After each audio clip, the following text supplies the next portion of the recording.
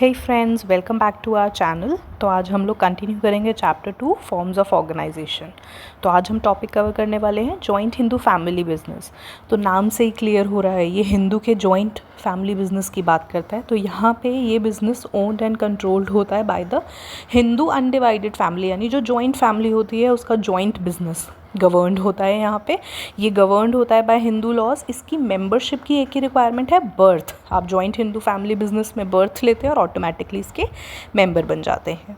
Members यहाँ पे 3 successive generations तक मेंबर हो सकते हैं, जैसे दादाजी, फादर और फादर का आगे बेटा।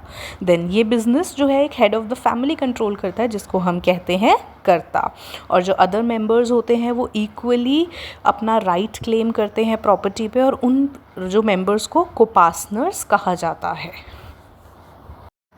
अब हम लोग देखेंगे फीचर्स क्या होते हैं जॉइंट हिंदू फैमिली बिजनेस के। तो नंबर 1 इज़ फॉर्मेशन। देखिए यहाँ पे एटलीस्ट 2 मेंबर्स का होना ज़रूरी है जब भी आपको जॉइंट हिंदू फैमिली बिजनेस में अपने बिजनेस को रजिस्टर्ड कराना है। सेकंड रिक्वायरमेंट आती है आपकी प्रॉपर्टी एंसेस्ट्रल होनी चाहिए, पुश्तैनी प्रॉपर्टी, पूर्वजों की प्रॉपर्टी इन्वॉल्व होनी चाहिए। और ये वाला जो बिज़नेस है आपके हिंदू सक्सेशन एक्ट 1956 के अंडर गवर्नड होना चाहिए। Next is liability. अभी हम लोगों ने इंट्रोडक्शन में देखा था, यहाँ पे कर्ता होता है तो कर्ता की लाइबिलिटी अनलिमिटेड होती है, और जो कोपार्टनर्स रेस्ट ऑफ द मेंबर्स होते हैं उनकी जो लाइबिलिटी होती है वो लिमिटेड होती है up to their share. Then next feature है कंट्रोल। कंट्रोल यानी कर्ता ही यहाँ पे पूरे फैमिली बिजनेस को कंट्रोल करता है और उसका डिसीजन बाइंडिंग होता है मेंबर्स पे। Then continuity. कंटिन्यूटी यानी ये बिजनेस कंटिन्यू करता रहता है चाहे कर्ता की डेथ भी क्यों ना हो जाए। आफ्टर द डेथ ऑफ कर्ता जो एल्डेस्ट मेल मेंबर होता है वो यहाँ पे कर्ता की पोजीशन को टेक ओवर करता है। लास्ट फीचर इसका है माइनर मेंबर। जो भी यहाँ पे सबसे पहले तो मेंबर्स कैसे इंक्लूड होते हैं, बाय द बर्थ यहाँ पे मेंबर्स इंक्लूड होते जाते हैं।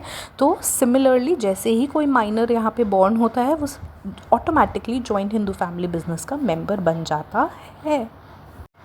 अब बात आती है merits of joint Hindu family business. सबसे पहला है इफेक्टिव कंट्रोल। डिसीजन मेकिंग यहाँ पे कर्ता का होता है, सिंगल पर्सन डिसीजन ले रहा है, इफेक्टिवली बिजनेस को कंट्रोल करता है।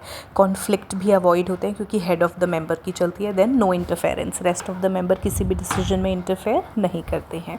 सेकेंड मेरिट है कंटिन्यूड बिजनेस एग्जिस्टेंस।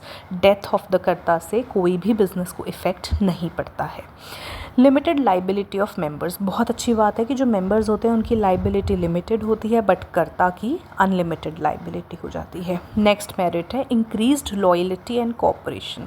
अब देखिए क्योंकि हम लोग बिजनेस जो है फैमिली मेंबर्स चला रहे हैं तो ऐसा माना जाता है कि फैमिली मेंबर्स में ग्रेट अंडरस्टैंडिंग होती है, लॉयल्टी रहती है एक दूसरे की तरफ, प्लस उन लोगों के अंदर एक प्राइड आ जाता है कि हमारा बिजनेस ग्रो कर रहा है, हम लोग साथ में ग्रो कर रहे हैं। तो इसीलिए ऐसा माना जाता है कि जॉइंट हिंदू फैमिली बिजनेस में लॉयल्टी एंड कोऑपरेशन हमेशा बढ़ता रहता है। अब हम लोग बात करेंगे limitations joint Hindu family business की क्या है। Number 1 limited resources. एक ही प्रॉब्लम फेस करते हैं कि इनके पास लिमिटेड कैपिटल होती है। जो एंसेस्ट्रल प्रॉपर्टी है उसी से घुमाना पड़ता है, जो प्रॉपर्टी बना रहे हैं उसी पे डिपेंडेंट रहते हैं ये लोग। नेक्स्ट लिमिटेड स्कोप है इनके बिजनेस के एक्सपेंशन का क्योंकि लिमिटेड रिसोर्सेज है। नेक्स्ट आ जाता है अनलिमिटेड लाइबिलिटी ऑफ कर्ता। देखिए हम लोग शुरू से देख रहे हैं कर्ता हेड है, कर्ता की अनलिमिटेड लाइबिलिटी हो जाती है, वही रिस्पॉन्सिबल होता है सारे डिसीजंस के लिए। तो कई बार उसकी पर्सनल प्रॉपर्टी को भी यूज़ किया जाता है रीपे करने के लिए बिजनेस के डेट्स को। डोमिनेंस ऑफ कर्ता, क्योंकि वो हेड है, एल्डेस्ट मेल मेंबर है, उसके डिसीजंस बाइंडिंग है तो वो डोमिनेटिंग हो जाता है और कई बार उसके डिसीजंस को दूसरे मेंबर शायद एक्सेप्ट भी नहीं करते हैं। And last is limited managerial skills. कर्ता सारे काम खुद नहीं कर सकता है, एक्सपर्ट नहीं होता है, जिसकी वजह से कई बार वो अनवाइज डिसीजंस भी ले लेता है।